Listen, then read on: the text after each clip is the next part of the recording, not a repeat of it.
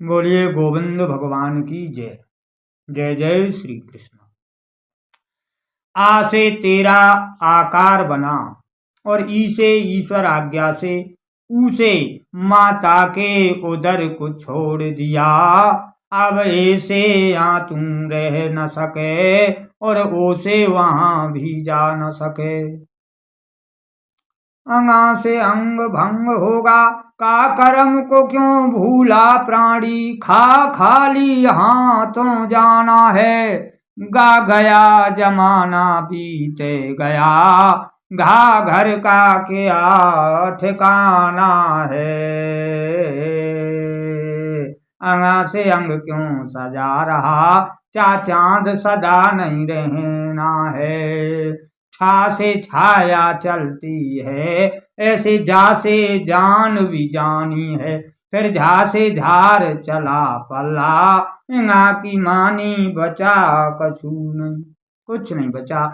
फिर टा से टट्टू बना फिरे टट्टू मानी खच्चर कहे ठा से दुनिया ठग डारी। तब डाने डाली नरक कुंड में ढाने ढक्कन बंद किया। फिर लाकी मानी मिली नहीं लाकी मानी कुछ नहीं लाकी मानी पता ही नहीं। तब ता से तलाशी लगी रही तब था से थानेदार मिला यमदूत। तब दा से दावा पेश किया तब धा से धन को मांग रहा। यमदूत ने कहा कुछ धर्म किया हो तो दीजिए। धा से धन को मांग रहा तब ना से नाना करता है। कहे पासे धन का पता नहीं और फा से फल की आशा करता है। अब फल की आशा की कि कुछ अच्छा बुरा किया हो तो प्राप्त हो जाए और बा से बुरा कर्म किया और भा से भला किया ही नहीं। और माँ से माया व्यापी रही और या से याद करी न हर की।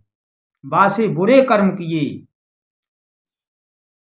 और भा से भला किया ही नहीं। माँ से माया व्यापी रही और या से याद करी न हर की। तब रासें रस्सी में बांधे तब रासे रस्सी में बांध लिया यमदूतों ने। तब रासें रस्सी में बांधे और लाशें लाठी परन लगी। यमदूतों की मार पड़ने लगी लाशें लाठी परन लगी। तब वहां से वहां सब धरा रहा तुम सब यहाँ धरा छोड़ गया। वहां से वहां सब धरा रहा और सा से सत्यानाश हुआ। सा से तेरा सत्यानाश हो गया। सा से वो सब सपना था और सा से सत्य में दंड मिला। सा से वो सब सपना था जो तुम अभी देख रहा कि ये मेरा है ये सब सपना है। और सा से सत्य में दंड मिला सा से यह सत्य में दंड मिला। तब हा से हाल बेहाल हुआ जब छा से छत्री भेंट गया। जब काल से भेंट हुई हा से हाल बेहाल हुआ जब छा से छत्री भेंट गया।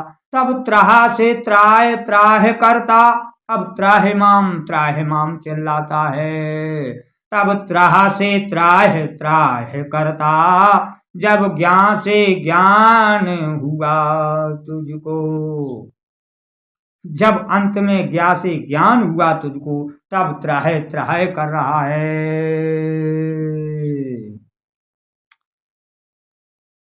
अंत में ज्ञान हुआ ज्ञा अंत में आया है। ये गुलथी उलझ कहाँ गई। आ से तेरा आकार बना जब से यह तुम आकार वाला हुआ देह वाला हुआ। बूंदे परत भव डाबर पानी और जिम जीव माया लिपटानी। आ से तेरा जो आकार बना है इस आकार में तुम फंस के आकार वाला हो गया है। बस यहीं से तुम उलझ गया है। यदि तुम इस शरीर से परे हो जाए इस शरीर को जीत ले इस आकार से विलग हो जाए तो तू ज्ञान वाला हो जाएगा ज्ञान स्वरूप हो जाएगा। और तू ज्ञान स्वरूप ही है पर जैसे बूंद में धूल मिल गई, इसी प्रकार तुझ में यह देह मिल गई, यह आकार मिल गया। फिर तो बड़ी उलझन हो गई। और यदि तू इस आकार की गुल्थी को सुलझा ले और अपने आत्म स्वरूप को जान ले, तो फिर तू ज्ञान स्वरूप है, फिर तेरी यह कुदर नहीं होनी, फिर तू इन जमदूतों के फंद में नहीं पड़ेगा। इसलिए इस चित जल पावक गगन समीरा पंचरथित यह अधम शरीरा, इस अधम शरीर की स्थिति को जीतिए, अपने आप को शरीर मत समझिए। यह कठपुतली 3.5 फुट का, इस पुतला को भली भांति जानकर इससे बिलग अपने स्वरूप को जानिए और ज्ञानमय हो जाइए, अन्यथा यमदूतों से पाला पड़ेगा। फिर त्राहे त्राहे चिल्लाने पर भी कोई नहीं सुनता, तेरा बुरा हाल हो जाएगा, तेरा सब कुछ यहीं पड़ा रह जाएगा। इसलिए तुम इस शरीर की विशेषता को जीत समझ कि मैं वास्तव में कौन हूं। यह तो इन 5 तत्वों की स्थूल ढेरी है, इन तत्वों का वास्तविक स्वरूप क्या है? वही आत्म स्वरूप है। उस आत्म स्वरूप को जान और उस आत्म स्वरूप को जानकर अमर हो जा, फिर तुझे यमदूतों से पाला नहीं पड़ेगा, क्योंकि यमदूत मात्र शरीर क्षेत्र तक ही रहते हैं। इनका निवास स्थान शरीर क्षेत्र तक ही है। शरीर के आगे यमदूतों की बसाए नहीं है, इसके आगे ये लोग जाते नहीं हैं, क्योंकि शरीर से आगे सत्यलोक है, वैकुंठ लोक है, हरिलोक है, वहां यमदूत नहीं जाते। इसलिए इस शरीर से ऊपर उठिए। शरीर की विशेषताएं 8 प्रकार की हैं। चित जल पावक गगन समीरा, मन बुद्धि और अहंकार। तो इन 5 तत्वों से ऊपर उठिए, मन से ऊपर उठिए, बुद्धि से ऊपर उठिए, अहंकार से ऊपर उठिए। बस यही अष्टा प्रकृति, यह शरीर है, इसके ऊपर प्रकृति नहीं है, स्वयं योग माया है, आदि शक्ति है, यानी कि वैकुंठ है, सत्यलोक है, अमर लोक है। फिर मृत्यु नहीं है, फिर यमदर्श नहीं है। यमदर्श तो शरीर क्षेत्र को ही कहते हैं।